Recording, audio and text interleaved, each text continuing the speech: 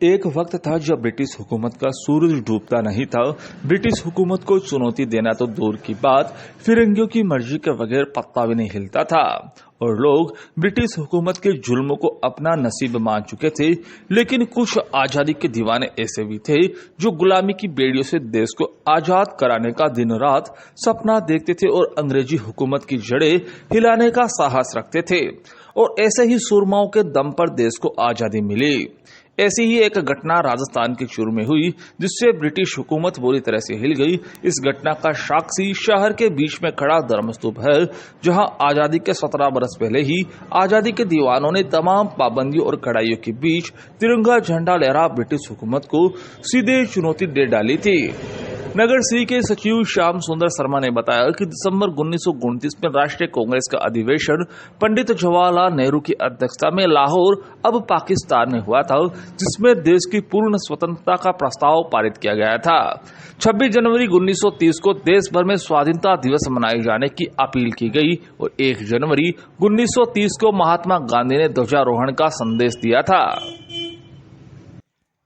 दिसंबर 1929 में कांग्रेस का अधिवेशन लाहौर में, जो आज पाकिस्तान में है, लाहौर में हुआ था। उस अधिवेशन में ये निर्णय किया गया कि आगामी 26 जनवरी 1930 को हम पूरे देश में तिरंगा झंडा फहरा करके हमारी आज़ादी का जश्न मनाएंगे। यद्यपि आज़ादी मिली नहीं थी, लेकिन हम भारतवासियों ने इस तरह का एक निर्णय लिया कि हम अपनी ओर से इस आज़ादी का दिवस मनाएंगे।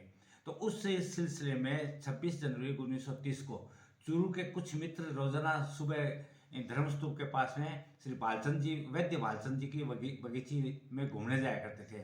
उनमें वैद्य भालचंद जी भी थे, संत शर्मा जी भी थे, ये चंद्रमल जी बैठ भी थे और महंत गणपत दास जी भी थे। उनके साथ एक दो और भी व्यक्ति थे, घनश्याम दास जी भी थे। तो ये लोग सब घूमने गए। वहाँ उनको अचानक ये ध्यान आया कि आज हमें भी ये तिरंगा झंडा फहराना चाहिए और धर्मस्तूप हमारे बिल्कुल पास में ही है, उसके बहुत नज़दीक में थे वो। तो उन्होंने, अब तिरंगा झंडा उस समय उनके पास नहीं था कि वो तो रोज़ की तरह घूमने के लिए गए थे।